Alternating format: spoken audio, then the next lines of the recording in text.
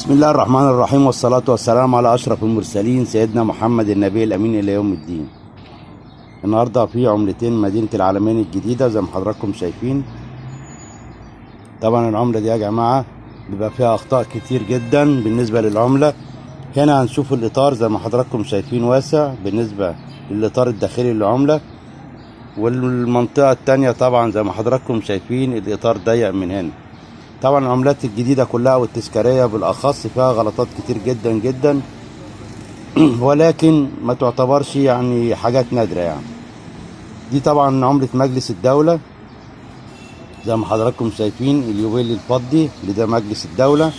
والعملة دي برضو بيبقى فيها بعض الأخطاء زي ما حضراتكم شايفين. هنا الإطار برضو واسع جدا، ومن الناحية التانية الإطار طبعا زي ما حضراتكم شايفين ضيق جدا بالنسبة للعملة دي.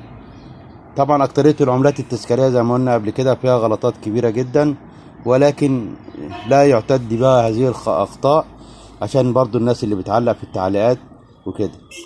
طبعا العملتين دولت يا جماعة في التداول لغاية الآن، موجودين في التداول والناس بتتداول بيهم، لكن احنا بنمسك العملة بنصرفها ما بنعرفش ايه مرسوم على العملة، ولا العملة دي معمولة عشان ايه، ولا عارفين المناسبة بتاعتها يعني.